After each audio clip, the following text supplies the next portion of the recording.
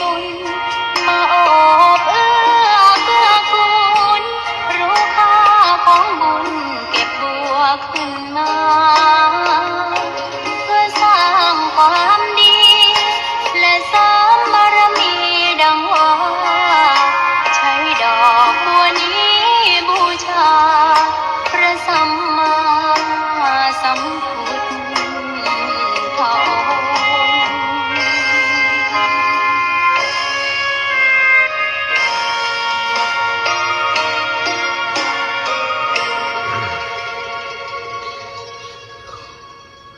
ขอนอบน้อมต่อพระรัตนตรัยแก้วเจ้าสามประการน้อมเอาคุณพระพุทธเจ้าคุณพระธรรมเจ้าคุณพระสังฆเจ้าคุณพระอรหันตเจ้าอริยสงฆ์เจ้าชุตนชุองค์ได้เมตตาแผ่ปรมีมาปกเก่าเกษาปกห่มรักษาครูบาอาจารย์พระเถรานุเถระเพื่อนสหธรรมิกสหพรหมจารีทุกรูปทุกองค์ปกห่มรักษาศรัทธาสาธุชนคนดีเท่าแก่อีป่ออีแม่ตั้งหลายทุกท่านทุกคนติดตามรับฟังรายการสารธรรมยามค่ำตั้งสถานีวิทยุเพื่อการศึกษาวิทยาลัยสงฆ์นครลำปางซึ่งออกอากาศจากวัดบุญยวาสวิหารพระอารามหลวงและสถานีวิทยุในเครือข่ายคลื่นสีขาวเพื่อชาวประชาซึ่งออกอากาศจากวัดปากตางเจริญอำเภอดอยหล่อจังหวัดเชียงใหม่ถึง2 สถานีซึ่งเป็นสถานีใหญ่สถานีหลักที่ออกอากาศรายการธรรมะในนามคลื่นสีขาวทุกวันขอบคุณท่านอาจารย์ดร.จิรศักดิ์ปันลำผอ.สถานีวิทยุน้องแอมพัชริยาฟองจันตาน้องนัทสถาพรสุธาคำดูแลสถานีวิทยุวิทยาลัยสงฆ์นครลำปางร่วมกันและตีเจียงใหม่ก็ท่านอาจารย์ใหญ่พระครูอภิวัฒนวิกรมวันนี้ก็ติดภารธุระอยู่ต่างนอกแต่ก็ได้มอนิเตอร์เชื่อมสัญญาณต่าง Facebook ไลฟ์ของอาตมาภาพเข้าไปในเครือข่ายคลื่นสีขาวของเฮาวันนี้ต่างคลื่นสีขาวรับสัญญาณจากวิทยุวิทยาลัยสงฆ์นครลำปางตั้งแต่18 นาฬิกาเป็นต้นมาเนาะจนถึง2 ทุ่ม2 ทุ่มจาก2 ทุ่มไปก็เป็นรายการปกติของทางสถานีวิทยุคลื่นสีขาววันนี้ในช่วง2 ทุ่มถึง4 ทุ่มอาตมาภาพก็เข้าไปจัดที่คลื่นสีขาวอีกครั้งหนึ่งวันนี้ก็คงจะจัดเดี่ยวเนื่องจากว่าบ่มีเครื่องมือสื่อสารที่จะเกาะสัญญาณจากท่านอาจารย์เสน่ห์การลงให้มันเสถียรให้มันดีเหมือนที่อยู่ที่วัดบรรพตสถิตเดินทางอย่างนี้นอกอุปกรณ์ที่ตามมาติดตัวได้ก็มีแต่โทรศัพท์ซึ่งโทรศัพท์ก็เอาไว้ฮับเหตุเครื่องเอาไว้ออกอากาศเหตุเครื่องเลยเกิดปัญหาถ้ามีท่าตีอยู่ที่วัดเราก็จะได้ใช้โทรศัพท์ใช้โน้ตบุ๊กอีกเครื่องหนึ่งในการออกไลฟ์สดของท่านอาจารย์แต่นี้บ่ได้เอามาโดยก็เลยจำเป็นจะต้องจัดรายการเองแล้วนอสทาที่อยากจะฟังท่านอาจารย์เสน่ห์การลงก็รอจนอาตมาภาพกลับไปอยู่ที่วัดบรรพตสถิตตามปกติก่อนเนอะ ช่วงนี้จะบ่สะดวกเวลาท่านอาจารย์เปิ้นเล่าข่าวเสียงมันบ่วอนเสียงมันบ่ชัดเนาะถ้าเกาะจากทางไลฟ์สดมันบ่ค่อยเสถียรแล้วก็มันจะเกิดเสียความรู้สึกของศรัทธาไปให้เหมาะพบปะกันวันนี้วันที่25เนาะ24กับ25ศรัทธาเดินนี้บ่ค่อยพอวันเวลานะถ้าจะ25แล้วก็เนาะ25 กุมภาพันธ์วันอังคารที่25 เดือนกุมภาเนอะ บอกให้ตัวเก่าเพราะว่าตัวเก่าบ่ได้พอเวลาบ่ได้พอวันนี้ก็ได้แต่เจ้าพอดีได้ฟังรายการท่านอาจารย์พระครูอภิวัฒนวิกรมก็ลวดได้ ฮู้ว่าวันนี้เป็นวันโกน ก่อนนั้นก็บ่ฮู้ฮอดว่าเป็นวันโกนให้เหมาะเนาะวันนี้วันโกน13ค่ำดับ14เนาะศรัทธาญาติโยมพบปะกันแล้วก็จะปาศรัทธาอีพ่ออีแม่ไหว้พระสวดมนต์กันเนอะกราบพระพร้อมกันเนอะศรัทธาตังเวทเพชรบุกไลฟ์โดยกราบ1พุทโธเมนาโถกราบ2ธัมโมเมนาโถกราบ3สังโฆเมนาโถอิมินาสกาเรนะพุทธังอภิปูชยามิอิมินาสกาเรนะธัมมังอภิปูชยามิอิมินาสกาเรนะสังฆังอภิปูชยามิอระหังสัมมาสัมพุทโธภะคะวาพุทธังภะคะวันตังอภิวาเทมิกราบ สวากขาโตภะคะวะตาธัมโมธัมมังนะมัสสามิกราบสุปฏิปันโนภะคะวะโตสาวกสังโฆสังฆังนะมามิกราบนะโมตัสสะภะคะวะโตอะระหะโตสัมมาสัมพุทธัสสะนะโมตัสสะภะคะวะโตอะระหะโตสัมมาสัมพุทธัสสะนะโมตัสสะภะคะวะโตอะระหะโตสัมมาสัมพุทธัสสะพุทธังสรณังคัจฉามิธัมมังสรณังคัจฉามิสังฆังสรณังคัจฉามิตุติยัมปิพุทธังสรณังคัจฉามิตุติยัมปิธัมมังสรณังคัจฉามิตุติยัมปิสังฆังสรณังคัจฉามิตติยัมปิพุทธังสรณังคัจฉามิตติยัมปิธัมมังสรณังคัจฉามิตติยัมปิสังฆังสรณังคัจฉามิอิติปิโสภะคะวะอะระหังสัมมาสัมพุทโธวิชชาจารณะสัมปันโนสุขาโตโลกาวิทูอนุตตโรปุริสธัมมะสารทิสัทธาเทวมนุษย์สานังพุทโธภะคะวะติสวะคาโตภะคะวะตะธัมโมสันทิฏฐิโกอากาลิโกเอหิปัสสิโกโอปานายโกปัจจตังเวทิตาโพวินโยหิติสุปฏิปันโนภะคะวะโตสาวกสังโฆอุชุปฏิปันโน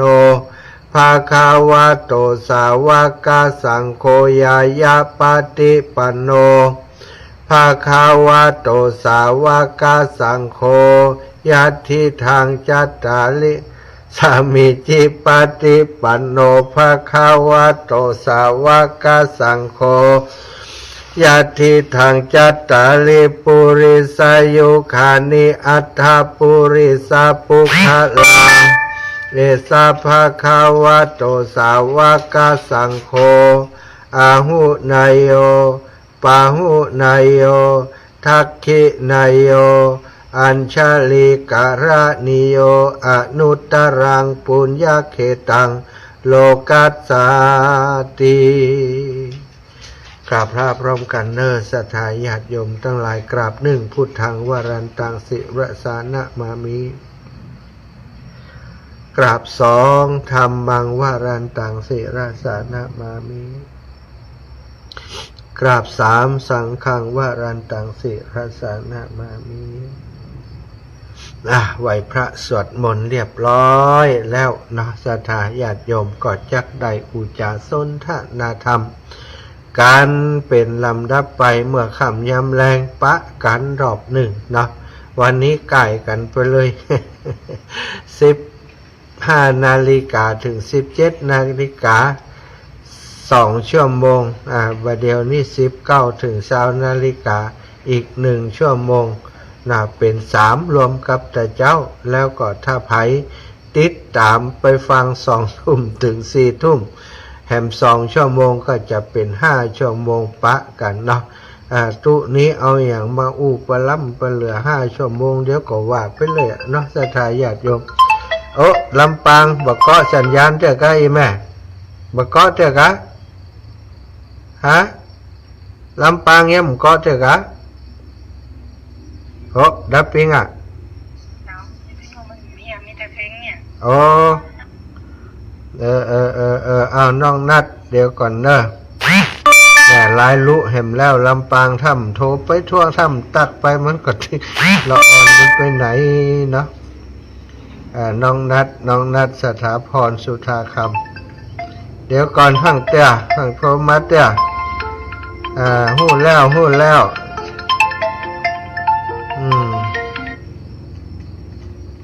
น้องนัด น้องนัด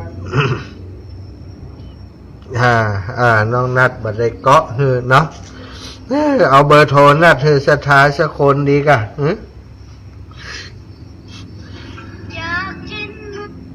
ลูกมันได้เกาะสัญญาณบอกอะครับผมเดี๋ยวผมเข้าไปพอครับสาธุ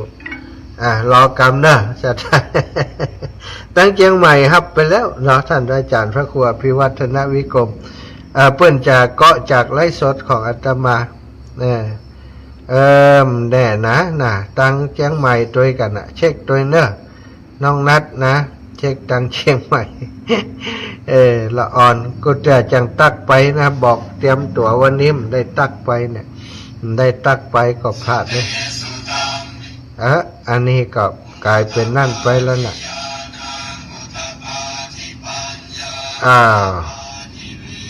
น้องนัดบัดได้เกาะตั้งเชียงใหม่ก็เลยบอกว่าเกาะ2 ชั่วโมงนะเมื่อกี้ตั้งวัดฝายหินนะท่านอาจารย์พระครูสมุวิศวัตวรกิจโจเกาะฮือจิมศรัทธาญาติโยมเอาละศรัทธาว่ากันไปตามเนี้ยเนาะว่ากันไปตั้งลำปางยายพรเกาะหรือยังฝ่ายหินฝ่ายหินดังอยู่ล่ะออกนี่โอเคขอบใจหลายขอบคุณมากยายพรแจ้งข่าวอย่างอีดี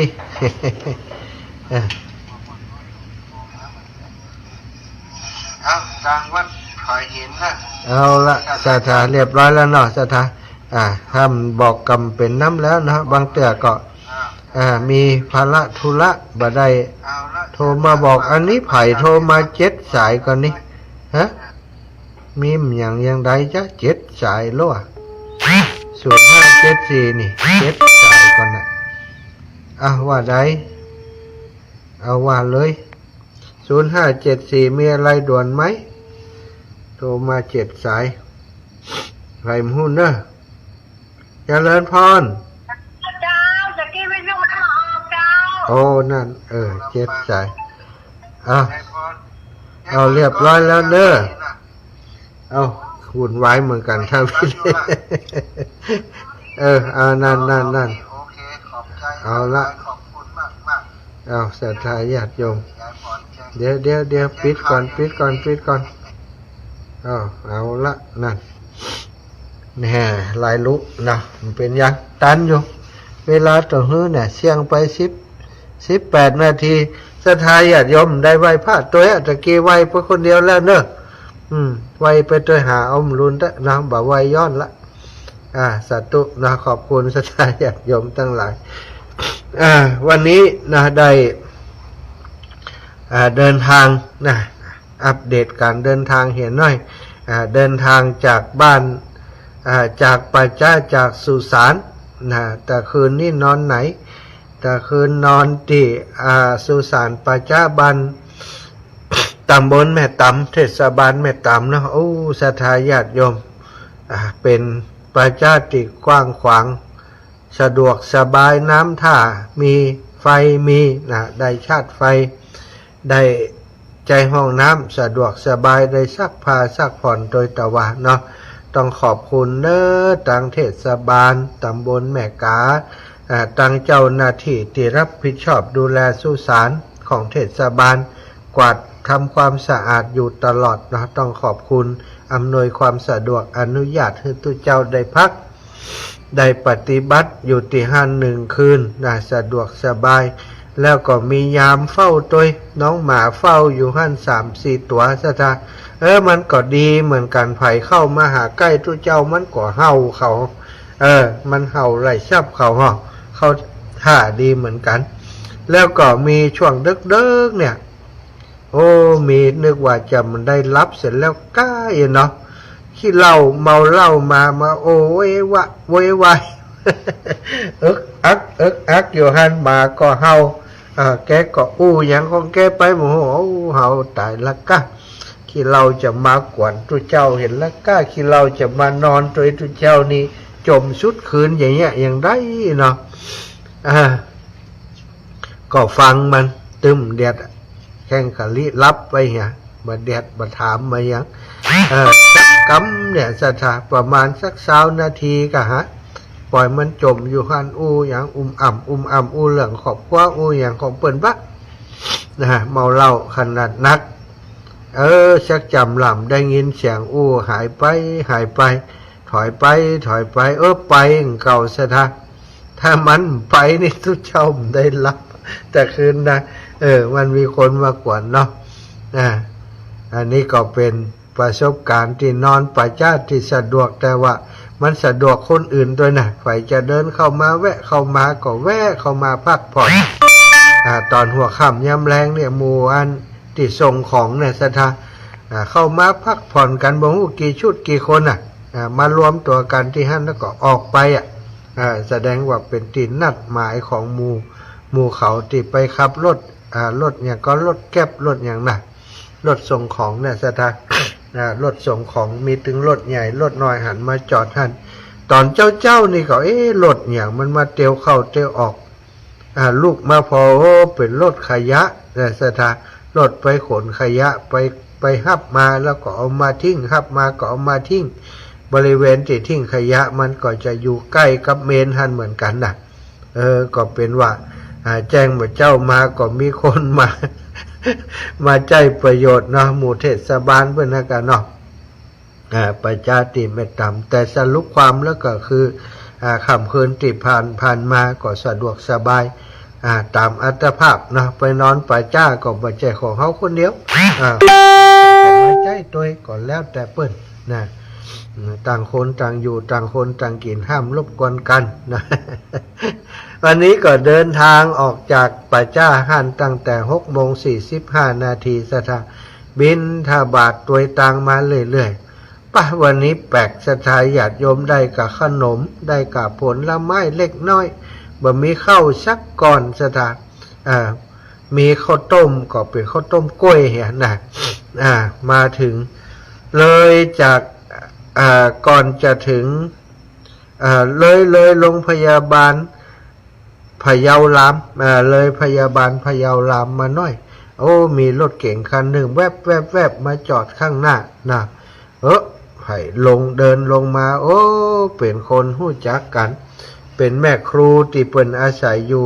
พะเยาสถานที่ไปแอวหาอาตมาที่วัดบรรพตเขาก่อนนะแม่ครูเปิ้นว่าท่านอาจารย์แม่โชคดีจังเลยจะไปโรงพยาบาลไปหับหลานน้อยหันอาจารย์แบกธงขายมานี่ต้องแม่นอาจารย์แน่เลยวนรถกลับมาหานะอาตมาก็เปิ้นก็ใส่บาตรแม่ครูก็เอายาเอาอะไรมาใส่บาตรเนาะกับข้าวหนมข้าวหนมแหมนะก็มีกับข้าวหนมครับนมเพราะว่าวันนี้จะ8:00 นแล้วก็เลยแวะเข้าตีร้านข้าวต้มนะสถานร้านขาย เป็นร้านขายกับข้าวเนาะร้านขายกับข้าวมีหลายอย่างอยู่แต่ว่าตอนเจ้านั้นมีอย่างนักเตือก็เลยบอกเพิ่นว่าขออนุญาตนั่งกินนั้นข้าวหนมนี่กำเนิดเพราะว่าตั้งหน้าความมีศาลาที่พัก เจ้าของร้านก็ใจดีนิมนต์เลยเจ้าอาจารย์ว่าแต่เปิ่นเป็นภาษาไทยนะนิมนต์นะนิมนต์ได้เลยค่ะอาจารย์ว่ะเขาก็ไปนั่งหั่นก็ถามว่าอาหารมีอะไรสุกแล้วบ้างอีกแล้วมีหมูตุ๋นสุกแล้วอาจารย์อีกแล้วเป็นก๋วยเตี๋ยวหมูตุ๋นอีกว่าอันใดเอาเกาเหลามากันแล้วกันข้าวเตี๋ยวมีเอาข้าวไหมคะอีกแล้วเขาก็เลยว่าเดี๋ยวพอก็เนื้อเข้ามีเตพอถ้าใดก็มีเข้าซะ ก็เลยบอกว่าเอาเข้ามาตัวกันแล้วกันแม่ครูก็อันเปิ่นก็ตัวเข้ามาแหมตอนที่แม่ครูจอดมีคนรู้จักแม่ครูลงมาหาเปิ่นท่านคนหนึ่งเปิ่นก็เอาหันเปิ่นฮู้ว่าจะมาเดินธุดงค์เปิ่นก็เอาปัจจัยมาถวายแล้วก็ตัวเข้ามาถึงติร้านหันตัวพอเปิ่นฮู้ว่าจะมาเดินธุดงค์ธรรมยาตราเพื่อการศึกษาเปิ่นก็ถวายเพิ่มแหมซะนะก็จะได้เอาไปฝากเข้าบัญชีไว้ก่อนวันที่13ก็จะได้ถอนออกมาเนาะตาลพระป่าคือเปิ่นกับคณะครูที่เปิ่นจะจัดกันคณะกรรมการคณะครูแล้วก็ชมรมผู้ปกครองแล้วก็ศิษย์เก่านะ13เมษายนเปิ่นจะตาลพระป่ากันที่โรงเรียนบ้านทุ่งโป่งนะอาตมาก็พอว่าเดินนี้ไปเนี่ยรวบรวมไปเรื่อยๆเอาใส่บัญชีไปเรื่อยๆว่าจากที่ตั้งแต่เดินมานี่มีเปิ่นใส่บาตรมาต่อใดเปิ่นโอนมาต่อใดเปิ่นถวายร่วมบุญในโครงการธรรมยาตรามาต่อใดก็จักได้ถอนแล้วก็ปักยอดฮือศรัทธาเป็นน้ำแล้วเนาะเอาไปถวายในวันที่13เดือนเมษายนอันนี้ก็เก็บลายทางไปเรื่อยๆถ้าศรัทธาเปิ่นฮู้แล้วเปิ่นหอมบุญมาก็อนุโมทนาคือเปิ่นแต่จำไปบอกใครว่าอาตมาขอเหรียญไล่หน่อยนะเดินธุดงค์ช่วยเหลือเด็กอีจะบอกใครจะบอกเฉพาะบางคนที่เปิ่นดูเหมือนจะสนใจเปิ่นถามสอบถามอาจารย์ไปที่ไหนยังไงน่ะก็บอกให้เปิ่นเนาะเดินมาเรื่อยๆวันนี้ก็มาถึงจนมาถึงที่ปัจจ้าบันบันอย่างนี้ก่อนจะถึงห้วยบง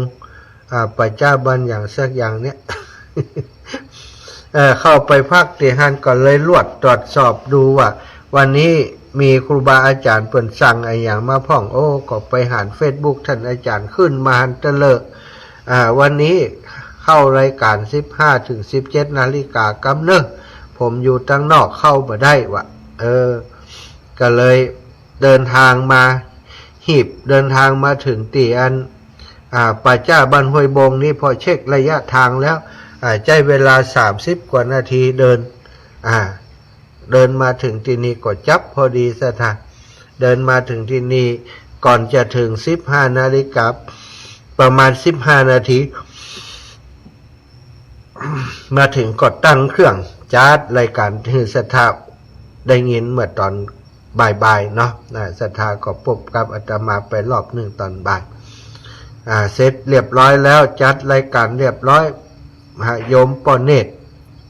ธรรมขันธ์บ้านห้วยบงนี่ซึ่งเปิ่นรออาตมาเดินทางมาถึงหมู่บ้านเปิ่นก็สอบถามตลอดถึงไหนพออาตมาถึงป่าจ้าก็แจ้งคือเปิ่นไปว่าถึงป่าจ้าแล้วเนอะ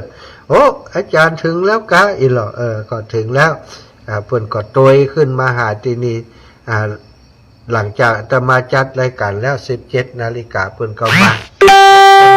สกรรมพ่อครูโอภาสกับแม่ครูภรรยาเปิ่นก็โตยมาเนาะพ่อครูโอภาสกับหลานน้อยเปิ่นปาหลานมาโตยแห่โตยเข้ามาหาถึงที่สุสานป่าจ้าน้องน้อยเปิ่นบ่สบายวะนะพ่อครูโอภาสกับอันภรรยาของเปิ่นครับรถเก่งเข้ามาเขาก็นี่รถไผน้อนะแต่คิดว่าน่าจะเป็นพ่อครูโอภาสแน่นอนเพราะเปิ่นบอกไว้โยมแม่ครูเปิ่นบอกไว้ถ้าตอนเย็นนะถ้าหลานน้อยมันเป็นอย่างนักจะเดินทางไปหาท่านอาจารย์เนอว่าอันเนาะก็เลย ได้มาพบปะกันที่นี่นั่งอู้นั่งจากันพอสมควรพ่อครูโอภาสพ่อครูโอภาสแล้วก็แม่ครูสุนิตาพ่อครูโอภาสแม่ครูสุนิตาจักเทพวงศ์พ่อครูโอภาสแม่ครูสุนิตาจักเทพวงศ์บ้านเปิ่นอยู่พะเยาเนาะเปิ่นก็เลยแวะมาหานี่โดยก็ได้อู้ได้จากันพอสมควรก่อนที่เปิ่นจะแยกย้ายกันกลับถึงป่อเน็ตถึงป่อครูพ่ออาตมาจะต้องเข้ารายการจัดรายการต่อซึ่งตอนนี้ก็ได้เข้ารายการมาพบปะกับศรัทธาญาติโยมศรัทธาอีป่ออีแม่ตั้งหลายชีวิตของคนเฮาถ้าแต่ละวันได้มีโอกาสสร้างสมคุณงามความดีทำสิ่งที่เป็นประโยชน์แก่ตนแก่ผู้อื่นก็ถือว่าแต่ละวันที่เฮามีชีวิตอยู่มีคุณค่าเนาะมีความหมายต่อชีวิตเฮาชีวิตมนุษย์คนเฮานั้นอย่างที่ว่าเมื่อคำยำแรงเกิน100 ปีไปบรรนักศรัทธาถ้าเฮานับจากวันนี้ไปนี่100 ปีตั้งหน้าคงบ่มีไผอยู่ถึงอาตมาและถึงศรัทธาญาติโยมที่ฟังรายการอยู่นี่ถึงคนที่อูอยู่นี่ถึงคนที่ฟังอยู่ที่บ้านและทุกๆคนที่เกิดร่วมกันอยู่ในขณะนี้บนโลกใบนี้ศรัทธาทุกคนนี่100 ปีก็คงบ่อยู่กันแล้วเกี้ยงม้อยกันไปหมดเนาะฉะนั้นวันเวลาที่เฮามีอยู่สร้างประโยชน์ให้แก่ตนเพราะว่าถ้าตามหลักพุทธศาสนาจิตวิญญาณของมนุษย์เฮามีการเวียนว่ายตายเกิดอย่างพระพุทธเจ้าองค์ศาสดาของพุทธศาสนาของเขาพระองค์ก็ได้เล่าให้ฟังว่าพระองค์นี้เวียนเกิดเวียนตายอยู่มาหลายภพหลายชาติกว่าจะได้ตรัสรู้ปัญญาเป็นพระสัมมาสัมพุทธเจ้าได้บำเพ็ญเพียรบารมีมาแสนมหากัปยิ่งกว่าศรัทธาปล่อยแม่ทั้งหลายต้องเกิดมาแต่ละชาติบางชาติบางภพก็เป็นสัตว์เดรัจฉานแม้กระทั่งเป็นสัตว์เดรัจฉานเป็นสัตว์ปีกเป็นนกนูหูปีกต่างๆพระองค์ที่ได้เกิดมาก็สร้างบำเพ็ญยังบุญญาบารมีตลอดเกิดเป็นสิงโตเกิดเป็นพญานาคสถานเนาะแต่ละภพแต่ละชาตินี่เฮาบอกว่าเฮาจะไปเกิดเป็นหยังแต่ไผจะไปเกิดที่ไหนตั้งใดนั้นแล้วแต่บุญทำกรรมแต่งบุญที่เฮาสร้างไว้กรรมที่เฮาสร้างไว้จะเป็นตัวที่นำพาทำความดีก็จะไปสู่สวรรค์ไปสู่ในภพภูมิที่ดีทำความดีไปสู่ในทางที่ดีส่วนทำความชั่วก็เกลือกกลัวกับอบายสิ่งที่มันบ่ดีบ่งามทั้งหลายเหล่านั้นทำบาปทำอกุศลมันก็ต้องไปตกในที่มันบ่สบายศรัทธาปล่อยแม่ทั้งหลายเพราะฉะนั้นเมื่อเฮารู้ว่าในปัจจุบันนี้มันจะมีส่วนไปส่งผลให้กับอนาคตที่เฮาจะไปถึงเมื่อมีชีวิตอยู่ก็ตามจากไปแล้วก็ตามบุญกรรมเหล่านั้นก็จะตามเฮาไปติ๊กๆเนี่ยตามธรรมเพิ่นก็บอกว่าเหมือน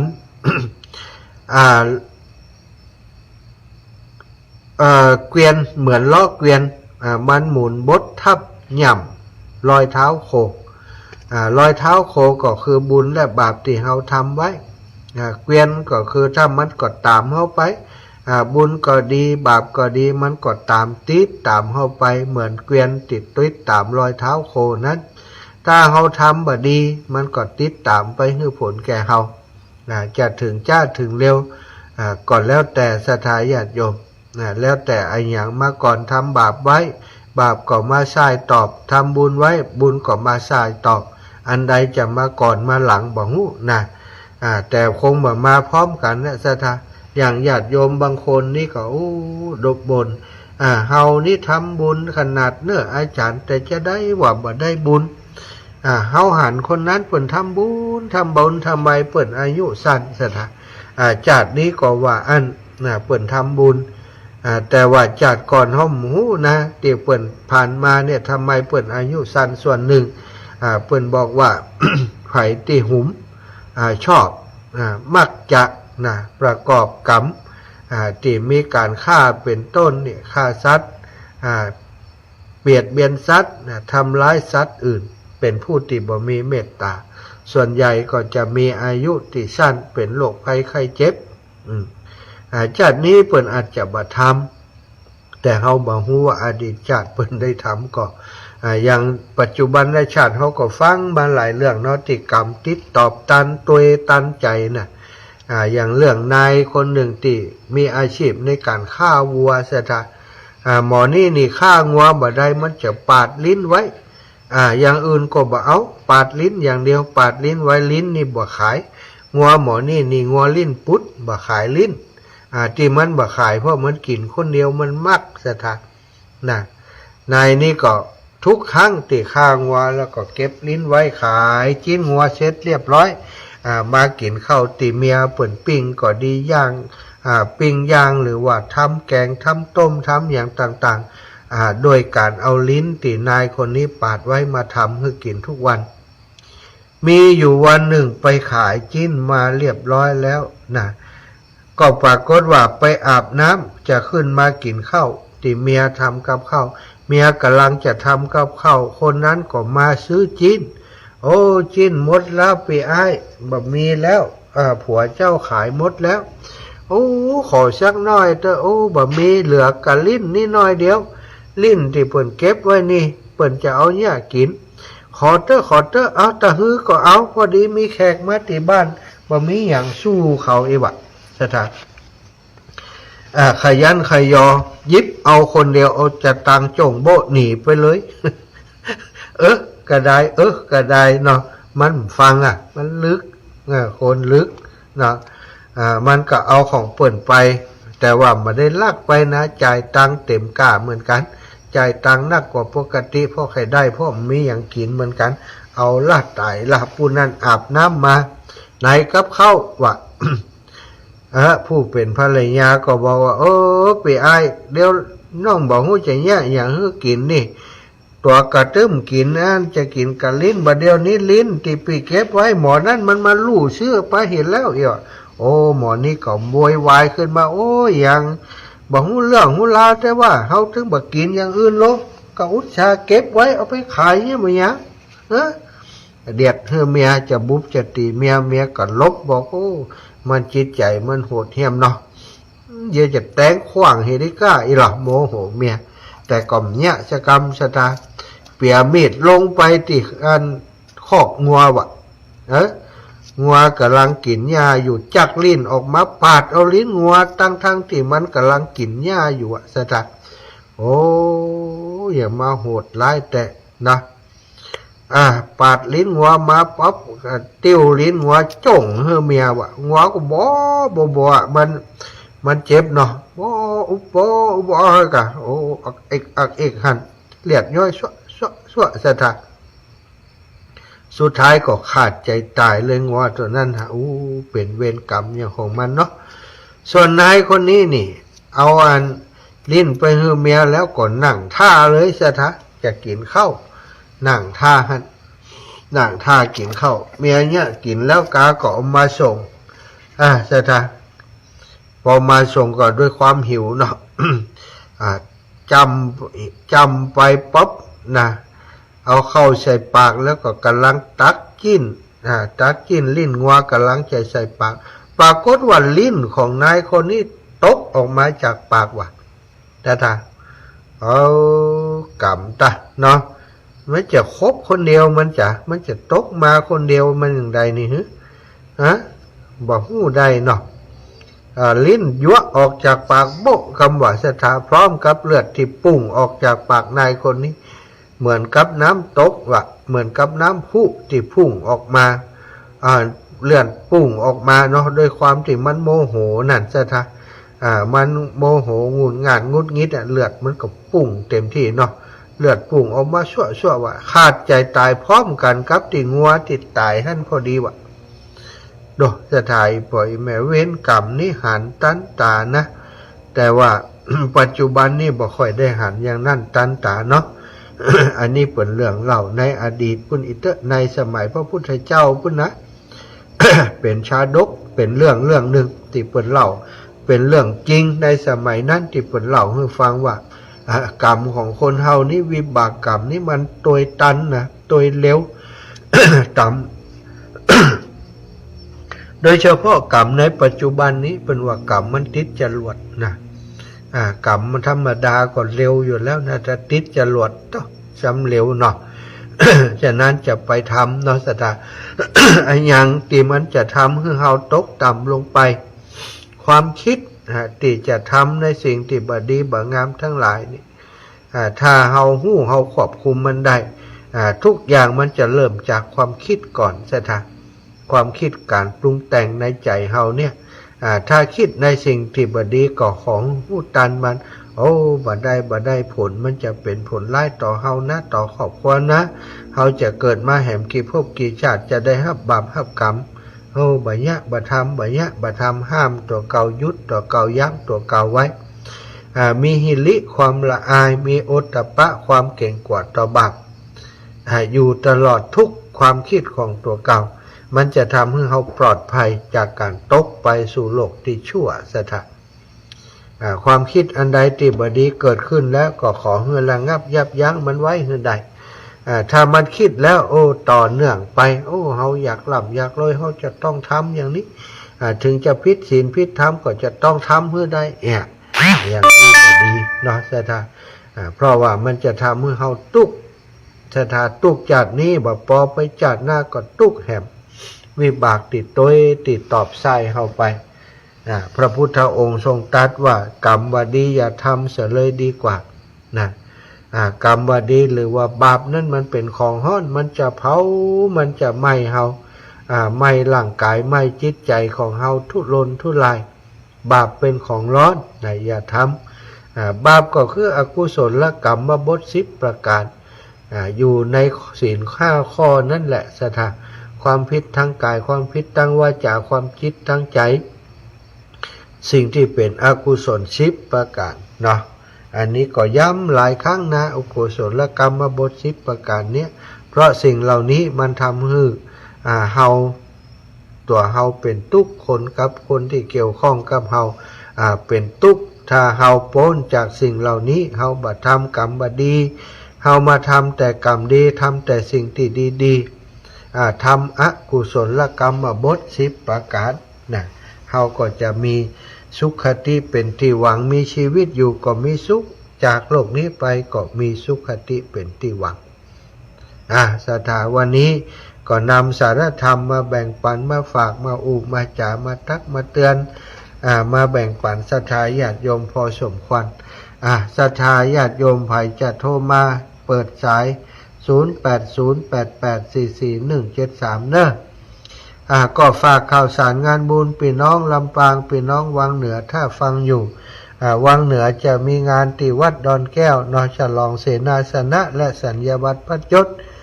ครูบาอาจารย์สมปันเจ้าอาวาสหลวงพ่อพันพระครูวัดดอนแก้วในวันที่2นะเปิ่นมีตั้งแต่วันที่28แล้วก็วันที่1ที่2 3วันดาควตานเข้านะแล้วก็วันขวดตันออกก็คือวันที่2เนาะปล่อยหลวงแต่ก็คือวันที่2ศรัทธาญาติโยมพี่น้องเขาก็ไปร่วมบุญร่วมกุศลกันเด้อเจียงใหม่มาแล้วจะเลินพรนมัสการครับแฟนขี้คนขี้จุมาแล้วนอนไปเที่ยวระวังนะครับมันมีขี้เหล้าโจรก็มีครับโจรก็มีครับฮือปอนกะบ่ปลอดภัยเลยครับบายจ้าสาธุมาจากครับฮือปอนจัดดีแล้วนี่ฮือปอนจัดเน็ตนี่สายต่อไป5190นี่สายใหม่กะ5190นี่จากไหนแม่มาตรการเจ้าจากทางใดจากบ่อแห้วเจ้าพระอาจารย์บ่อแห้วนี่ฟังมาเมินแล้วกะ โอ้ฟังมาเหมือนล่ะ ได้แล้ว ยินพระอาจารย์ติดตามมาตลอดนะพระอาจารย์โอ้ปะกันแล้วเนี้ยฮะปะกันแล้วเนี้ยปะแล้วด้วยแม่แก้วเขาไงแม่แก้วด้วยแม่แก้วกับป้าจัดมาบางนี่แม่ไปจังได้ผมได้เพราะแม่อยู่บ้านไปสบายฟังพระอาจารย์เนี่ยดีกะเอาบุญเนอะขอโทษให้กำใจหน่อยพระอาจารย์หันในเฟซก็หันนะลักพอในเฟซด้วยเนาะดีชื่อแม่พิมพ์เด้อแม่พิมพ์นี่แหละแม่พิมพ์พรทำพิกุลน่ะแม่พิมพ์พรทำพิกุลเจ้าดีพระอาจารย์จะว่าแม่ใครทำบุญตัวนั้นแม่จะเนี่ยจะได้แม่โอนกับอาจารย์โอนกับจางเนี่ยยังดอนะเป็นตัวเก็บขำบ้านบ่เดี๋ยวก่อนเดี๋ยวไก่หาโอกาสเผื่อป้าคนนั้นคนนี้เนาะเผื่อป้าคนนั้นคนนี้ยังอีเมลว่าแม่แก้วก็แม่ยังมูนั่นก็ป้ากันก็อูกันเนาะแม่แก้วปุ่นไปไหนได้เจ้าแม่แก้วปุ่นไปได้เจ้าฝากปุ่นก็ได้ไปว่าอย่าวัดบรรพตบุญเจ้าน่ากะฝากปุ่นก็ได้แม่ฝากทันแล้วแม่ก็ฝากไปทำบุญน่ะน่ากะยังกะฝากยังทันแล้วนะกะแล้วมันจะตันรู้ต้องเป็นแม่สาบุกนะว่าจังเนาะเหมือนอยู่เจ้าสาธุนะแม่สาธุบุญรักษาเจ้าก็ได้ก็เลยโทรมานี่ดีแล้วโทรมาหากันพ่อสวัสดีครับทุกคนครับคนเก่งคนฉันใช่ครับสวัสดีครับทุกคนครับสวัสดีเหมือนกันครับสวัสดีครับวันหลังจะพาไปเที่ยวอีกนะทุกคนสบายดีหรือยังครับทุกคนสบายดีหรือยังครับสบายดีครับสบายมากๆเลยทุกคนไปเที่ยวไหมครับไปครับจะไปหานะครับมาเมื่อไหร่ครับเดินธุดงค์เสร็จก่อนเดือนพฤษภาเนอะสาธุสาธุใครจะไปเที่ยวกับอาธรรมนะครับไ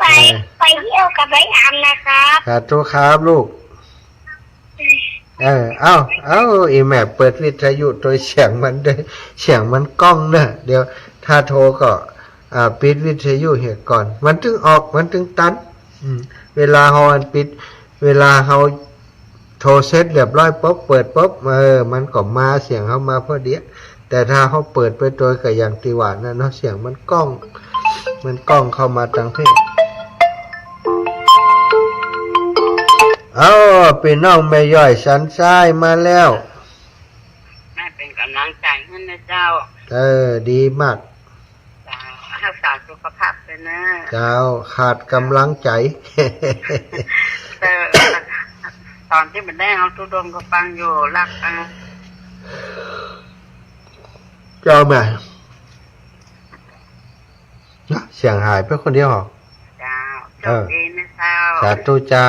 บุญรักษาเนอะมีไผย่ำได้โทรมากันเป็นวัดติดยาดมหายใจมันโล่งแต่ได้ติดยาดมช่วงนี้อากาศเปลี่ยนสถานก่อนระวังเอาเนอะอากาศเดี๋ยวก่อนหนาวเดี๋ยวก่อนร้อนเนาะบดมืดเดี๋ยวก่อนฝนตกนะวันนี้ถ้าอยู่ที่ห่มนี่หนาวเนอะถ้าตากแดดก็ร้อนนะเดินตากแดดก็ร้อนอยู่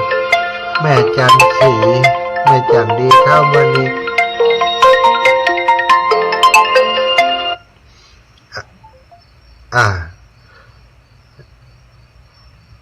19:48 น.คนใหม่ๆโทรฟังนะ0808844173ตังโถกหัวจ้างนี่ดับปิ้งฮะโถกหัวจ้างหนอง5นะติไปบิณฑบาตเนาะแม่ย่าสุคำปะแล้วนี่บันกัดเมฆช่วงนี้ก็หายไปเหมือนหน่อยเนอะบัดได้ไปบิณฑบาตช่วงนี้เพราะว่าบิณฑบาตต่างจังหวัดปล่อยให้ไอ้เบิ่มเลี้ยงหมาอยู่คนเดียว เดี๋ยวก็จะถามว่ามีต้องซื้ออาหารเพิ่มต้องซื้อข้าวให้เขาเพิ่มเจริญปอนมาแล้วคนใหม่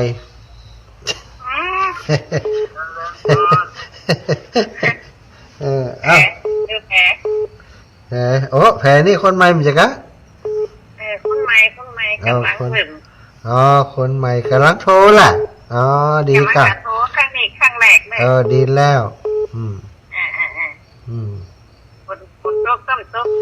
โต๊ะอีแม่มดบดมืดได้วันนี้คืนนี้แน่วันนั้นมาเฮ็ดโต๊ะกว่าบ้านเปิดนี่บ้านเขายังมีวันนั้นเป็นฝนเป็นลมเฮ็ดโต๊ะว่าน้ำขังเป็นนั่นอ่างเป็นอ่างอะแม่น้ำดีไม่คืนแหนมันเอากระดาษมาปูนอนแหนพระเจ้าเนี่ยคืนวันเจ้าวาวันชื้นกะพระเจ้าบ้านห้วยเขียนติเขตเงานั่นเขาเอาน้ำก็ไม่ได้รับมันนี่น้ำมันหมูเข้าน้ำมันหมูเข้ากระดาษเอากองให้ยามาปูที่วันนั้นนอนหนุ่มหน่อยเดี๋ยวนี้ก็ยังก็นอนก็สไตล์กันทุกวันนี้มีผ้าปูบางๆเห็นหน่อยเดียวนะนี่คันวันมันก็นอนเมาะนอนตีนอนเมาะเลยนะตีนอนสูงหน่อยล่ะตีนอนสูงหน่อยวันนั้นไม่ถึงคอมจุ๊บซะก็มาโอ้ยอยากเขียนกระดาษขอบผ่าไปเสร็จนี่วันนั้นก็นอนดีที่สุดนิ่มดิรู้ว่าไม่ได้รับวันนี้ได้กะสัตว์นะแล้วขอบคุณอีแม่บุญรักษาเนอฝ่ายที่ทมตันทมติดทมมาใหม่พี่น้องบ้านปงนะพี่น้องบ้านปงใต้พี่น้องบ้านจุดหลายตีหลายแห่งนะสถานลำปางก็ฟังกันหลายอยู่เหมือนกันขอบคุณแม่พิษสมัยกราบไหว้สาเจ้าพระอาจารย์บุญปารมีปกปักรักษาเดินทางปลอดภัยทุกเส้นทางสาธุเจ้าก็ขอบุญย้อนกลับไปหาสถานเนอสายใหม่มาอีกแล้ว8439เจริญพรไปสาเจ้าพระอาจารย์เจ้าเวลาบ้านก่อนนะเจ้าสถาบันพ่อนแม่เป็นผู้ใจอาจารย์เนเจ้าขอบคุณหลายๆไปบิณฑบาตก่อยพระกันเนาะเจ้าสาธุเจ้าบุญรักษาสถาบันพ่อนไปมันบ้านพ่อนไปบิณฑบาตแม่วันดีคืนดีนมัสการอาจารย์ดีเดินนักหน่องจะได้เป็นค้อนบุกหมูหน่องหลวงขนาดหน่องหลวงขนาดเดี๋ยวนี้ความควรลงหน่องเพ่น่ะเจ้าเป็นกำลังใจนะที่ตามอยู่นะสาธุเดินไปหน่องมันจะหายอ้วนก็หายมูเนอสาธุแต่พอได้เดินเนี่ยยังปวดเลยอันนี้ก็เริ่มดีขึ้นละแข็งเบ๊ะเริ่มเดี๋ยวนี้เริ่มดีขึ้น10 วันก็จะดีละสาธุแม่บุญรักษาเนอบุญรักษาอยู่ดีมีสุขเป็นน้องบ้านฟ่อนเป็นกำลังใจมาเจริญพรเจ้ากับอาจารย์เจ้าถูกจ้างคุณเดินอายุนึกว่าลืมกันไปแล้วเป็นกำลังใจให้เด้อสู้เจ้าขอบคุณมากยังลืมกันเด้อเจ้าหัวจ้างแม่คำปันนะแม่คำปันเดี๋ยวก็กลับไปก็จะไปบิณฑบาตเหมือนเดิมไปปะกันเนาะบุญรักษาแม่นะเอาบุญมาฝากเด้อสาธุค่ะแม่คำปันแม่เพ็ญนะลำพูนมาตรการเจ้าพระอาจารย์อากาศเป็นยังไงพ่องอากาศดีมากลมแห้งกว่าจ้ะลมเป็นบางระยะมันก็เหมือนกันนี่ก็เป็นนั้นนี่เหมือนกันนะจ๊ะน่าใจถ้าจะทั่วไปเนาะความกดอากาศเหมือนกันบรรยากาศตอนเจ้าก็ถ้าอยู่ห่มก็เย็นเจ้าอีแม่ปลอดภัยเนอะสาธุบุญรักษาเจ้าสาธุแม่เพ็ญนะลำพูนพี่น้อง บรรณาแช่แม่บุญนักวุฒิเดช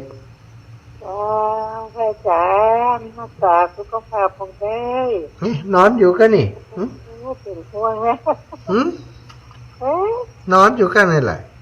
บนนอนจะร้องเงินเห็นเข้าแล้วท่านฟังอาจารย์ได้ฟังเงินเป็นกระโดดกันว่าเป็นห่วงว่าฝนตกเนี่ยไปนอนดีก่อนน่ะโอ้สบายตีนอนจิตสบายมากเลยปลอดภัยโอ้เดี๋ยวนี้นอนพักอยู่ที่ไหนเจ้าป้าจ้าบ้านห้วยบงเจ้าเงาอะไรไปเงาอย่างนี้เพ่กะพะเยาเพ่กะพะเยาจังไงคะถึงจังไงท่านหนอโอ้ไกลแล้วเนาะแม่ใจนี่เห็นกี่กิโลแล้วแม่ใจจะไปเมืองพานอยู่ลูกก็จะกลับมาทางใดน่ะไปขับป่วยไปทางใดหัววนอยู่เชียงรายชดไปเมืองน่านชดจากเมืองน่านจะไปเมืองเลยพุ่นน่ะ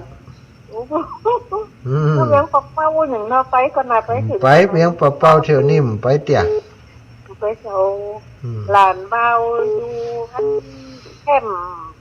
ทำงานมาทั้งหลวงอยู่ที่เมืองปะเป้าเจ้าเจ้าเอาสาธุนะแม่บุญรักษาแน่บุญรักษาโยมแม่บัวคลีท่าโปบ้านจุดหลวงเจ้าเดี๋ยวแม่อย่าโอนเข้าบัญชีของท่านพระอาจารย์แล้วเนาะเจ้าได้เลยที่โคนเนอร์มีแม่บัวกี่บัวเลี้ยวบัวลอยขนอมบ่ต้องโอนมานักเอาคนหมื่นกับปอเนอมันจะได้กุมได้สัญญานะสายันนะสัญญาสายันนั่นนะได้นะได้ที่มินจัดตุ้นนะแม่เด้อบุญรักษากับเขาก็มีรออยู่แล้วมันต้องกวมอ้วนเจริญพรไม่ย้ายพรมาจากการเจ้ามีอย่างเพิ่มเติมมีอย่างจะปั่นป้อนเลยนี่เอาปั่นเลยเอาใส่เลยก็ขอให้คำนี้ของเขารับฝันดีนะรับอย่างเดียวกันชักนี้จะที่รับทำได้เจ็บได้ป่วยได้ไข้อย่างเจ้ามันขอยืนเลยสาธุทางก็คงปลอดภัยสาธุบุญรักษาเนอะจะได้นี่อย่ามารบกวนลูกขี้เนอะรบกวนลูกขี้น่ะสาธุหมดเวลาพอดียายพรบุญรักษาบุญรักษาญาติญาติโยมท่านอื่นๆก็พักกรรมก่อนเด้อเดี๋ยวขออนุญาตเข้าเพลงรายการกรรมแล้วก็จะได้ส่งรายการ